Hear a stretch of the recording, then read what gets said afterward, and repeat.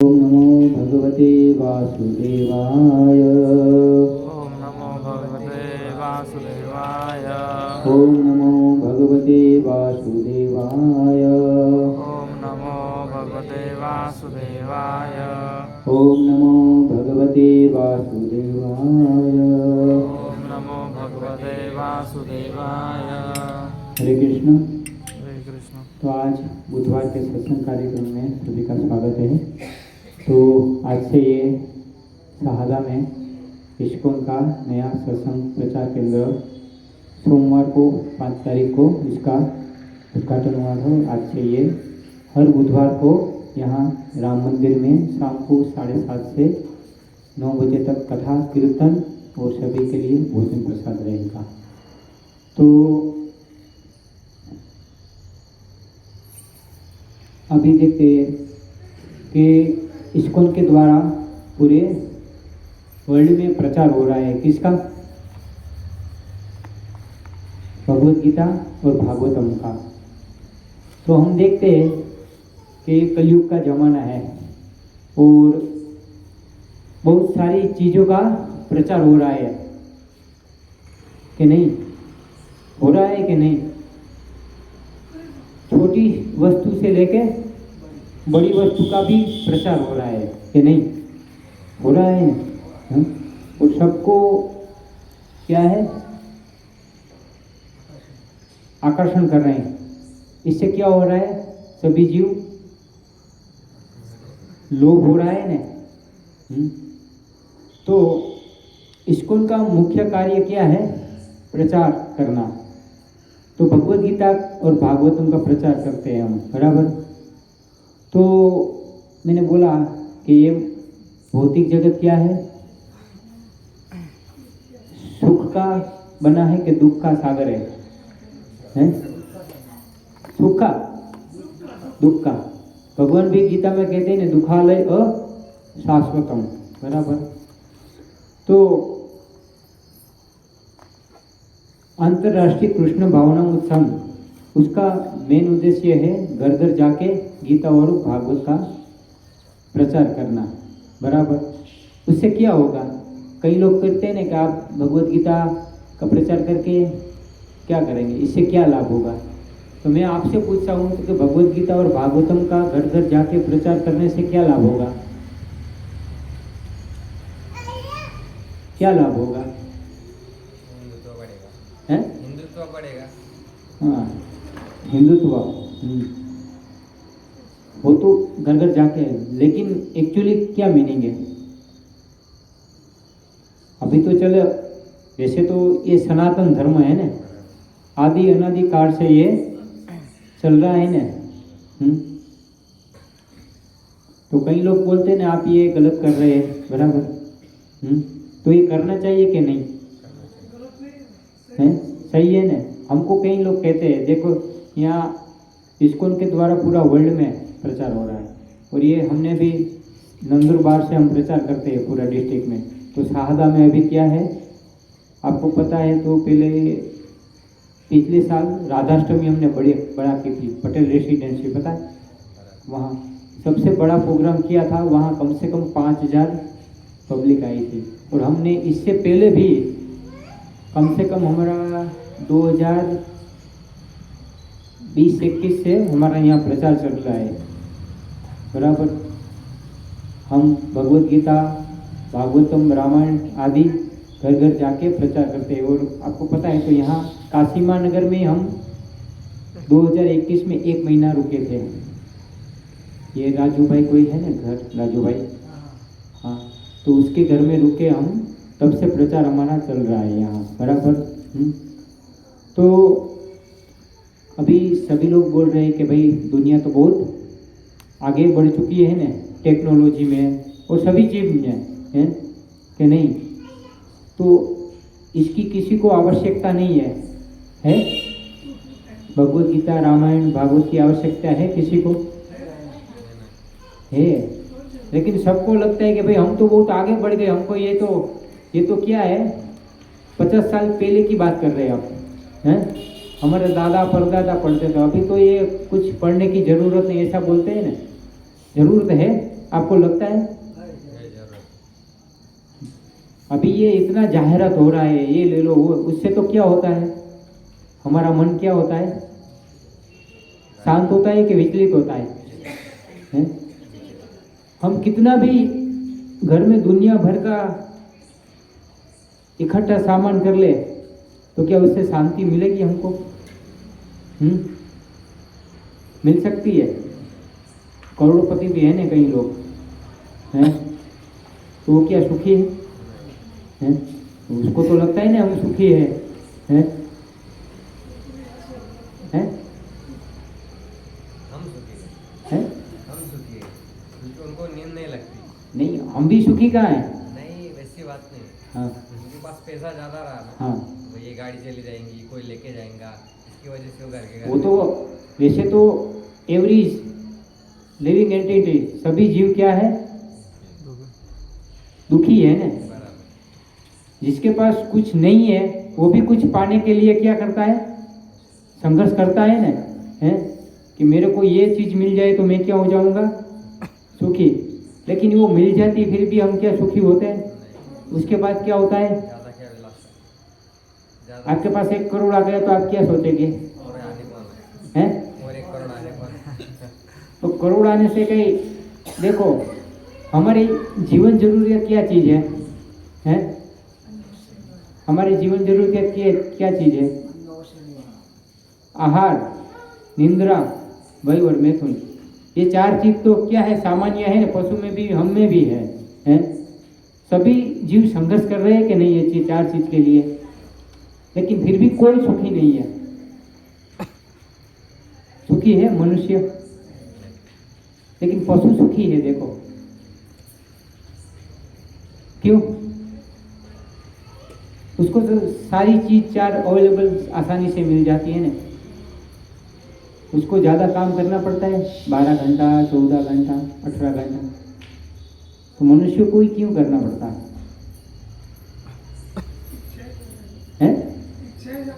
हाँ, गुजराती में एक कहावत है कि जो सुखी होता है ना, संतुष्ट जीव होता है ना, वो सदा सुखी होता है। हर जीव कोई संतुष्ट नहीं है। देखो अभी कलयुग का जमाना है एक तो, बराबर, और सबकी, मैंने बोला ना जाहिरात, जाहिरात ने अभी सबको क्या कर दिया है? होम लोन ले लो, फिर कार लोन ले लो। तो ये 2 लोन में आपकी जिंदगी पूरी हो जाती है कि नहीं? हैं? आप सोचिए जरा, ये सोचने की बात है ना। छोटा घर है, हम उसमें भी शांति से, हमारा कलयुग में 100 साल का आयुष्य है, बराबर, लेकिन 100 साल तो जीते नहीं, 60 साल 70 साल एवरेज। तो हम शांति से रह सकते हैं कि नहीं? कम जरूरियत है तो उसमें हम शांति से हमारा जीवन यापन करके क्या कर सकते हैं? हमारा मनुष्य जीवन का लक्ष्य क्या है? पहले तो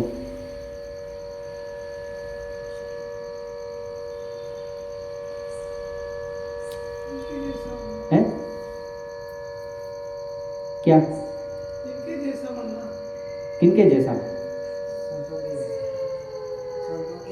हाँ, संतों के जैसा गृहस्थ जीवन में तो मुश्किल है कि नहीं है? लेकिन हमारा मनुष्य जीवन का लक्ष्य क्या है? भगवान के धाम जाना। इस्कॉन का क्या काम है मुख्य पता है? कि सभी जीव जो है ना, वो भगवान को क्या है, हम भूल चुके हैं। वो रोज जो संबंध है ना हमारा भगवान से, नित्य संबंध है। भगवान गीता में 15.7 में कहते हैं, ममे वांसो जीव लोके जीवभूत सनातन मन सृष्टानि इंद्रियाणि प्रकृति स्थानी कर सके। कि यहाँ जितने भी जीव है वो भौतिक जगत में क्या कर रहे हैं? संघर्ष कर रहे हैं ना। हमारा नित्य संबंध है भगवान कहते हैं, तो वो भूल गए। तो अंतरराष्ट्रीय कृष्ण भावना संघ का, इस्कॉन का मेन उद्देश्य क्या है? कि हमारा जो भगवान के साथ जो संबंध टूट गया है वो वापस जोड़ना।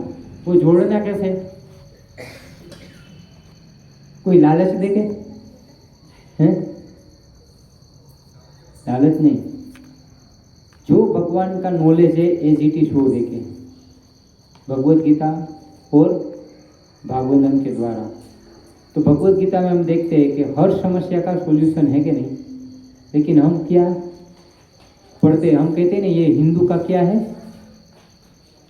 धार्मिक ग्रंथ है, हम पूजा में रखेंगे लेकिन उसको पढ़ेंगे नहीं। तो भगवत गीता में कर्म योग है, ज्ञान योग है, ध्यान योग है, भक्ति योग है, बराबर। ऐसा एक भी आपका जो क्वेश्चन है उसका आंसर नहीं है, ऐसा नहीं है। हर क्वेश्चन, हर समस्या का समाधान है, लेकिन हम क्या उसको जीवन में अप्लाई नहीं करते। एक पढ़ना अलग चीज़ है, कोई 8 दिन में भगवत गीता पढ़ देगा, 2 दिन में भी 700 श्लोक पढ़ लेगा, लेकिन फिर जीवन में कैसे, वो मुश्किल है। किसी को 700 श्लोक याद हो गए, चलो 2 घंटे में 700 श्लोक बोल देंगे हैं, लेकिन फिर बाद में ये मुश्किल है कि नहीं। तो इस्कॉन का मेन उद्देश्य क्या है कि हमारा भगवान के साथ जो संबंध है वो संबंध ऐसे धीरे धीरे हम स्थापित करें, ताकि हमारी चेतना के ऊपर क्या आ गया है, आवरण आ गया है ना, काम, क्रोध, लोभ, मोह, मद, मत्सर्य। ये क्या है, एक लोखंड होता है, उसमें जंग लग जाता है तो खराब हो जाता है ना। तो हमारे अंदर भी क्या है, बहुत सारा अनर्थ, कचरा भर गया है, इसलिए हम क्या है, भगवान से आकर्षण नहीं हो रहा है, हमें लगाव नहीं हो रहा है। तो वैसे भी कलयुग में तो एक ही कहा है, कलयुग केवल किसके आधार पे है? नाम के आधार पे है ना। इसलिए सभी शास्त्र में भी क्या है कि हरे नाम हरे नाम हरे नाम है केवलम, कलौ नास्ते गति गण्य था। तो कलयुग में केवल हरि नाम और हरि नाम के सिवाय कोई उपाय नहीं, कोई उपाय ही नहीं है। पूरा भगवान ने सरल विधि बना दी है, लेकिन हम वो भी करना नहीं चाहते। कली काले नाम रूपे कृष्ण होता। तो जितनी भगवान में शक्ति है ना, उतनी भगवान के नाम में शक्ति है। वो आपको भगवान के धाम पहुंचा सकते हैं, लेकिन हम क्या है, मैंने बोला ना, नाम जप नहीं करते। क्योंकि बोला ना, अभी सभी के पास क्या है,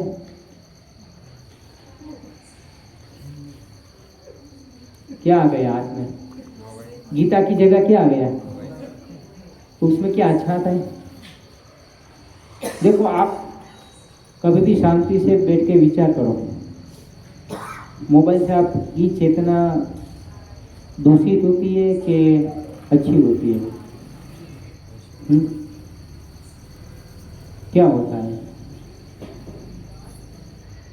और गीता पढ़ो तो वही मोबाइल साइड में रख दो, 5 घंटा चाहिए ही नहीं। 5 घंटा नहीं, मैं तो घंटा बोलता हूँ, लेकिन वो क्या है, दूषित चीज है। लेकिन अभी ज़्यादा इसकी जाहिरात आती है ना, हर मेरे को लगता है 2 या 3 महीने में एक नया मॉडल आता होगा कि नहीं है? महीना ज़्यादा, कितना? महीना भर, 1 महीने में। और जीवों को क्या है,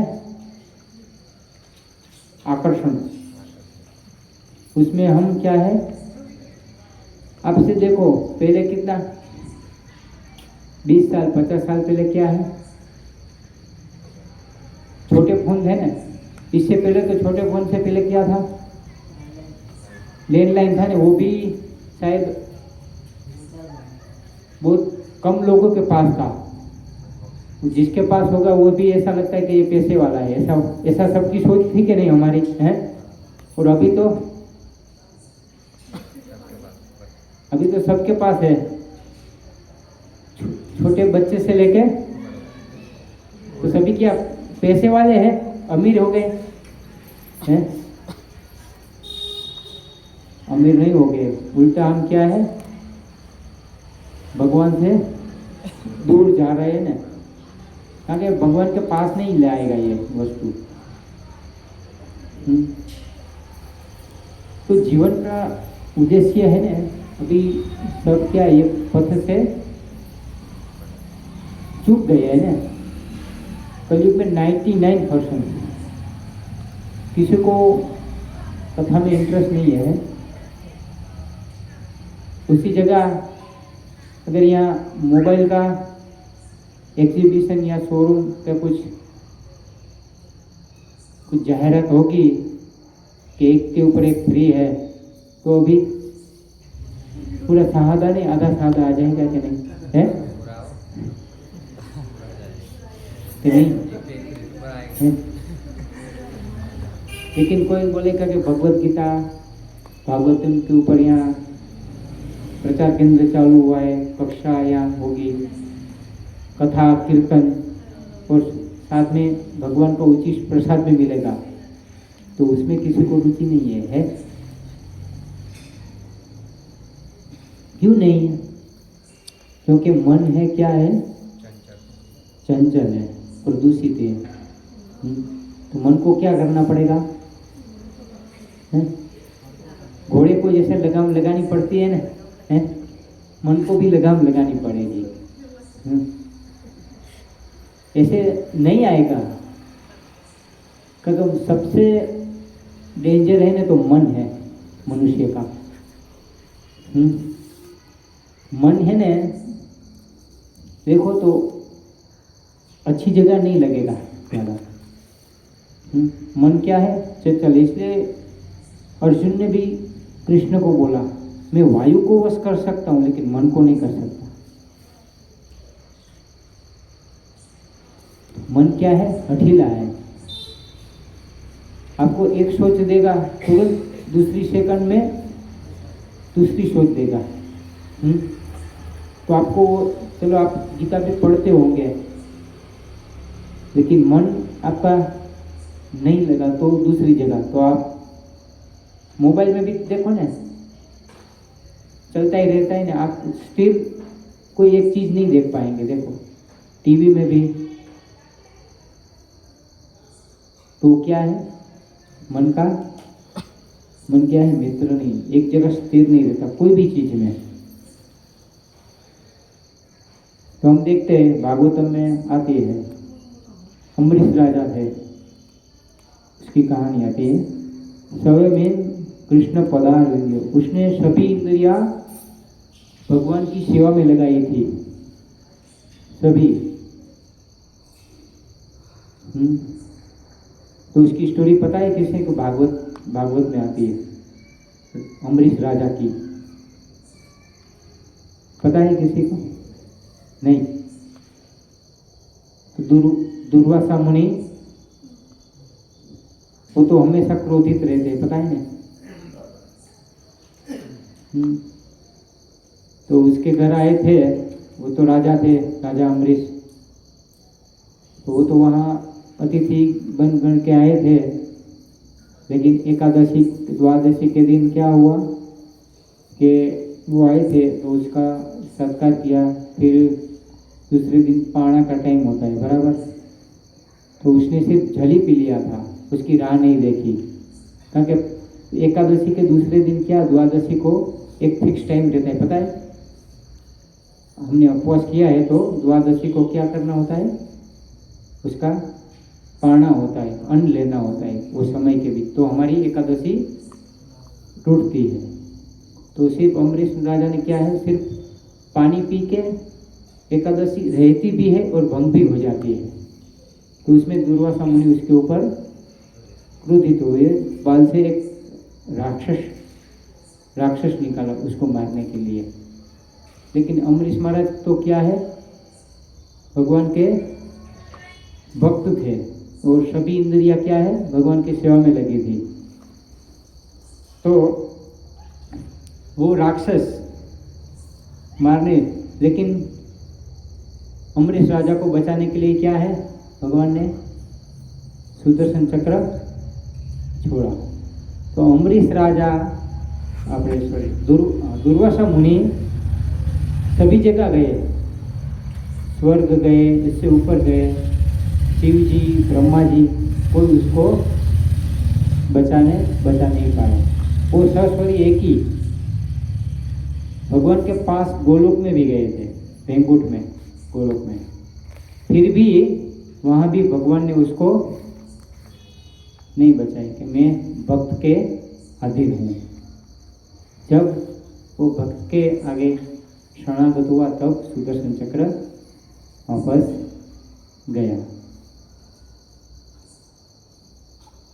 तो भक्ति में इतनी ताकत है।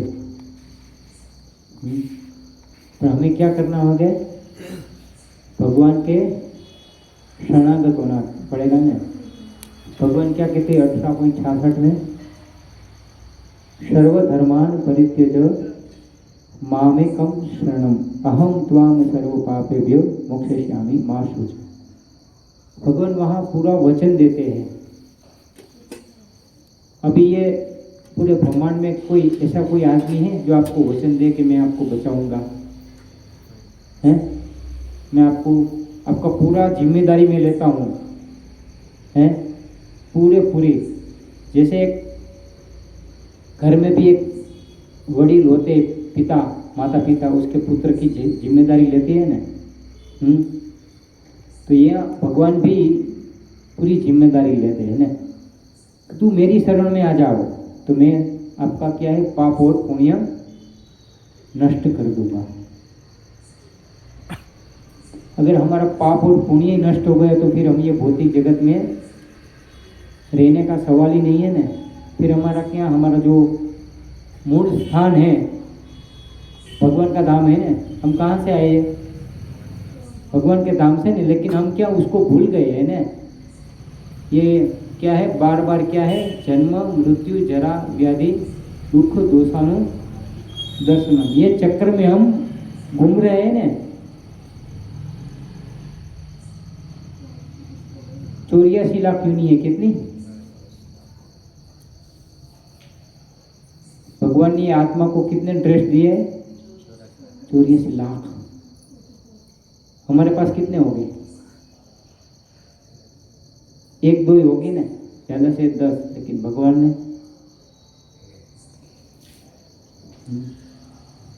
84 लाख घूम के बाद में एक बार मनुष्य जन्म हमारा मिलता है। उसमें भी हम ये समय गवा देते हैं भगवान को नहीं जानने का, तो क्या होगा हमारा वापस 84 में। तो ये तो हम बार बार कई बार घूम के ये आवागमन कर चुके हैं। ऐसा नहीं, हमारा इससे पहले भी जन्म हो चुका है, कुत्ते का होगा, बिल्ली का होगा, कोई ना कोई यूनि में तो हम होंगे ही। तो ये देखो, तो ये शरीर, हम शरीर तो है नहीं, हम क्या कौन है, आत्मा है ना। तो जैसे एक गाड़ी होती है बराबर, तो इसमें ड्राइवर भी होता है ना। तो ये हमारी क्या है, एक गाड़ी है ना। 84 लाख प्रकार की गाड़ी में हम घूमते हैं। वो तो मुकेश अंबानी के पास भी इतनी होगी नहीं ना, होगी। तो हमें क्या 84 लाख यूनि में घूमते हैं।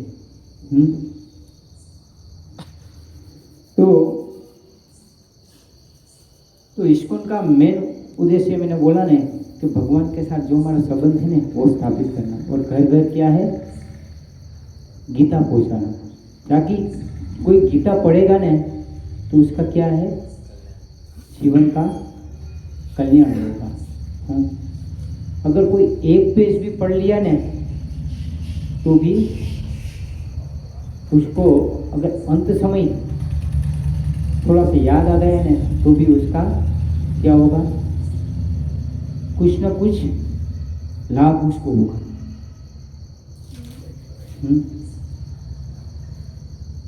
सिर्फ गीता छूने से, जो भगवत गीता जैसी है तैसी है, यथारूप, जो प्रभुपाद 37 साल की उम्र में हमारी जो संस्कृति है उसका विदेश में जाके प्रचार किया, सनातन धर्म का, यह गीता भागवत का। तो उन्होंने 1965 में 37 साल की उम्र में यूरोप गए और वहाँ उसने ये अंतर्राष्ट्रीय कृष्ण भावना संघ की स्थापना की। उसको कोई सपोर्ट नहीं था, सिर्फ 40 रुपया लेके गए थे। कितना? वहाँ उसको कोई विदेश में पहचानता भी नहीं था, लेकिन उसको गुरु और कृष्ण के ऊपर पूरी श्रद्धा थी। उसके गुरु ने बोला था कि आप विदेश में जाके हमारी जो संस्कृति है उसका प्रचार करो। देश विदेश में तो आपको पता है, उन लोगों को ये समझाना इतना आसान है? वहाँ तो सुख इतना था कि अपार था, पैसे की कोई कमी नहीं थी। तो उन लोगों को समझाना इतना आसान नहीं। कोई सुखी होगा, पूरा संपूर्ण तरीके से सुखी है, उसके पास गाड़ी है, बंगला है, नौकर है, चाकर है, उसको आप समझाओगे तो वो समझेगा? है? वो क्या सोचेगा? मेरे पास सब कुछ है, मेरे को कुछ जरूरत नहीं है। कई बार बोलते हो ऐसा, मैं वेल सेट हूँ ने, मेरे को कुछ जरूरत नहीं है, मेरे को भगवान ने सब कुछ दिया है, ऐसा कई बार बोलते हो। लेकिन उसको पता नहीं, जिसका जन्म है उसका मृत्यु क्या है, निश्चित है ना। जन्म, मृत्यु, जरा और व्याधि तो आने वाली है। आपके पास कितना भी पैसा हो कि नहीं आएगी, क्या उसको उसका पैसा बचा पाएगा? है?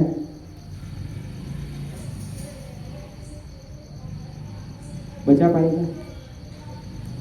वो तो हमने देख लिया ना कोरोना में, है? कितने लोग गए? किसी ने तो ऐसा ही बोला था कि भाई कई बार हॉस्पिटल में आप 50 लाख ले लो, 1 करोड़ ले लो, लेकिन ये बचना चाहिए, तो पैसे से नहीं बचा पाए। हैं? ये क्या काम का चीज है? तो इसलिए क्या करना चाहिए? तो प्रभुपाद ने पूरा ये इस्कॉन की वहाँ स्थापना की और देश विदेश में पूरी सिर्फ कितना 10 साल घूमे। 10 साल में प्रभुपाद ने राधा कृष्ण के 108 मंदिर बनाए और 10 साल में पूरी पृथ्वी का कितनी बार भ्रमण किया होगा? 14 बार भ्रमण किया। 70 साल की उम्र में कौन कर सकता है? उसको पूरी निष्ठा थी गुरु और कृष्ण के ऊपर। तो ये इस्कॉन के जो प्रभुपाद है वो फाउंडर आचार्य है और भगवान के धाम से आए थे।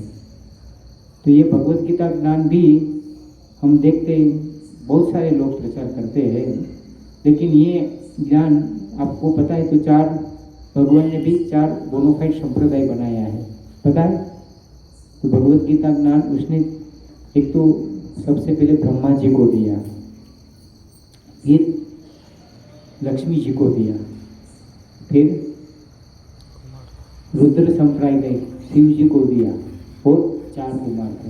तो ये भगवत गीता का ज्ञान भगवान ने जब सृष्टि की रचना नहीं हुई, पहला जीव क्या है? ब्रह्मा जी है ना, तो तब से ये परंपरा से ज्ञान दिया है।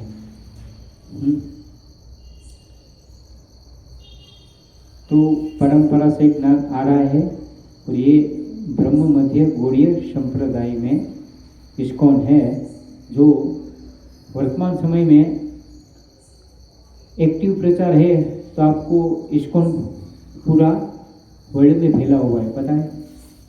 पूरा यूरोप, अमेरिका, रशिया क्या था?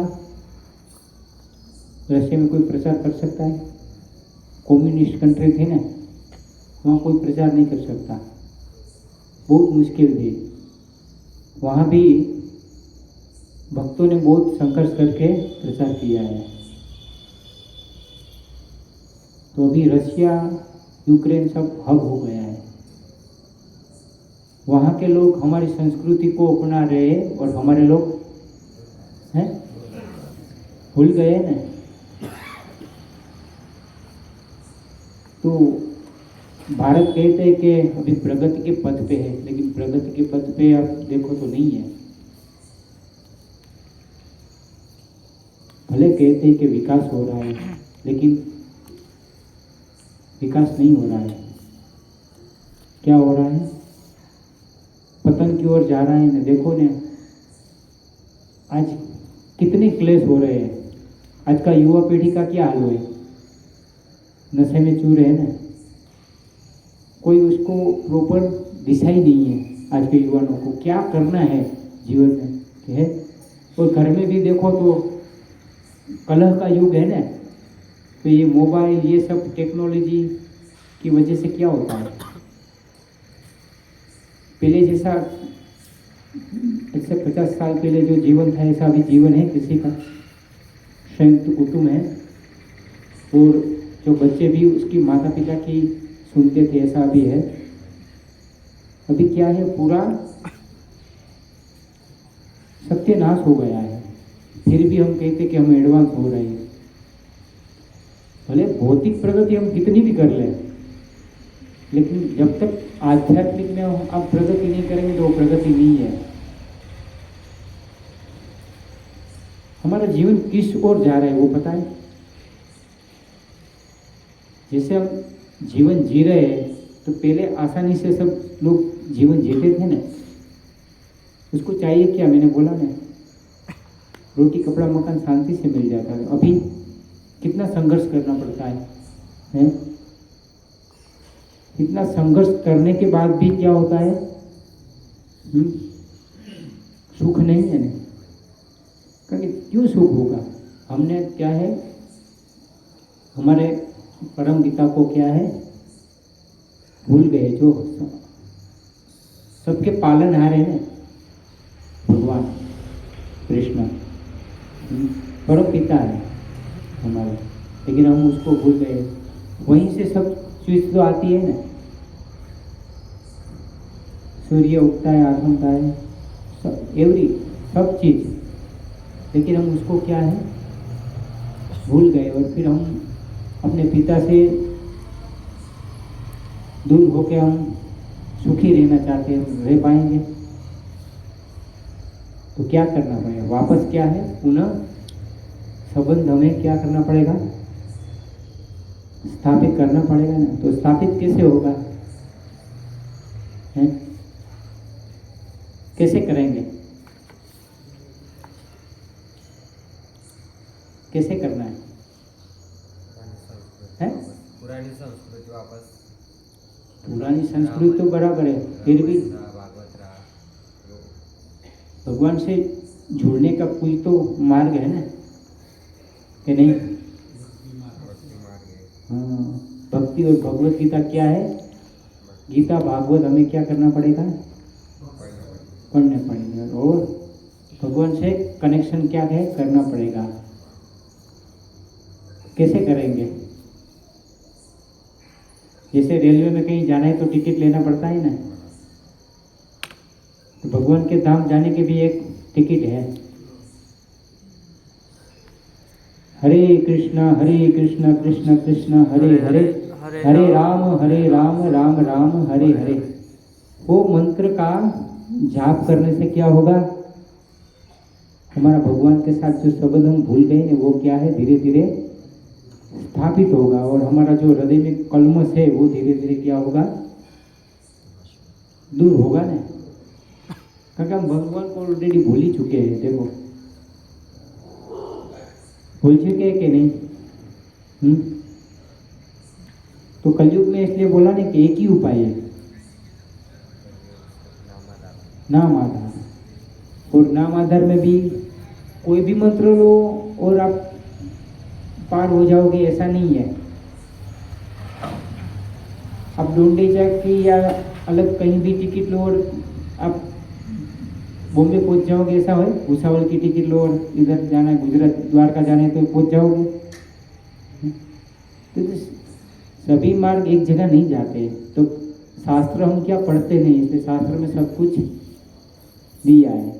कलयुग में क्या है बोला नहीं, केवल नाम आधार, और नाम आधार में भी 16,800 अक्षर का जो महामंत्र है उसको महामंत्र बोला है।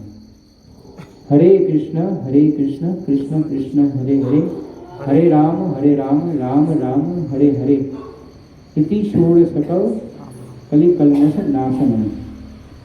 तो कलयुग में ये क्या है, सारे वेदों और सबका सार बताया है कि केवल कलयुग में हरे नाम, इसलिए बोला ने, उसके सिवाय और कोई उपाय नहीं है।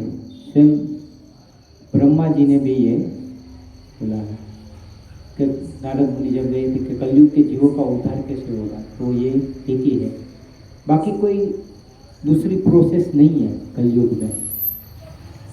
अब ट्राई करके देखो, हरे कृष्ण महामंत्र का जप करके देखो, रोज 1 माला कीजिए, फिर 2 माला, तो उससे मन को क्या इफेक्ट होती है।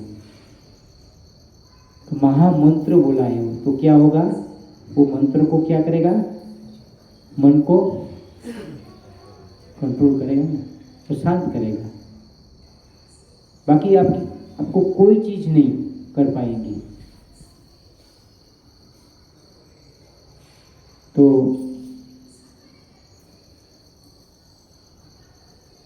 कलयुग में एक ही उपाय है, महामंत्र का जप कीजिए और क्या कीजिए, भगवत गीता रोज कम से कम, ज़्यादा नहीं तो आप दिन में 15 मिनट निकाल सकते हैं कि नहीं? अगर आप 15 मिनट निकालते हैं तो रोज का कितना 2 श्लोक पढ़ पाएंगे, कितना? और भगवत गीता में कितना श्लोक है पता है किसको? 700 श्लोक है, 700। तो आप सिर्फ रोज 2 श्लोक पढ़ेंगे तो 1 साल में आपकी गीता पूरी हो जाएगी। पढ़ने के लिए नहीं पढ़ना है, समझना है ना। तो ये प्रयास कीजिए। तो स्कूल का मेन यही प्रयास है कि घर घर जाके हम गीता का वितरण करते हैं, गीता भागवत का, और ये हरि नाम का नगर संकीर्तन भी हमारा अलग अलग जगह घूम के प्रचार होता है। बड़ा बड़ा महोत्सव भी मनाते हैं। मैंने बोला ना कि यहाँ राधाष्टमी बहुत बड़ा फेस्टिवल किया था और विदेश के 4 भक्त भी आए थे। तो यहाँ मार्केट एरिया में बाकी जगह हमने नगर संकीर्तन किया था। तो ये नगर संकीर्तन, तो जो भगवान का नाम है ना, और नगर संकीर्तन हो तो वहाँ उससे क्या होता है, ये क्या है, आध्यात्मिक। भगवान और भगवान के नाम में कोई तफावत नहीं है। तो ये भगवान का नाम, हरि नाम संकीर्तन से क्या होता है, वातावरण क्या होता है, शुद्ध होता है और उसका इफेक्ट रहता है। वातावरण शुद्ध होता है तो अगर आप ये महामंत्र का जप करेंगे तो मन को क्या मिलेगी, शांति मिलेगी ना। तो बाकी मन को कोई शांत नहीं कर सकेगा। तो क्या करना चाहिए, केवल कलयुग में भगवान का नाम लीजिए और भगवत गीता अगर ना पढ़ते हो तो पढ़ने का चालू कीजिए। जैसे बीमार होते हैं तो हम कुछ न कुछ दवाई करते हैं ना, तो हमको कोई रोग होता है तो उसकी एक, तो ये तो हमको तो भव रोग लगा है, तो भव रोग से निकलने की क्या दवाई है कलयुग में, ये हरि नाम। तो ये क्या है, गुरु साधु और शास्त्र के मार्गदर्शन में हम धीरे धीरे चलेंगे तो क्या होगा, हमारा धीरे धीरे प्रगति होगी। किसमें होगी, आध्यात्मिक मार्ग में धीरे धीरे आगे बढ़ेंगे। भौतिक वस्तु में हम कितने भी, मैंने बोला हम प्रगति कर लेंगे, लेकिन वो हमको क्या करना पड़ेगा, एक दिन छोड़ के जाना है ना। यहाँ ये शरीर भी हम छोड़ के जाते हैं ना, तो हमारे साथ क्या आएगा? तो जो हमने सच्ची बैंक बैलेंस क्या है हमारी, भगवान का जो नाम लिया होगा, इकट्ठा किया होगा, वो है। तो बैंक बैलेंस वो बढ़ानी चाहिए हमें।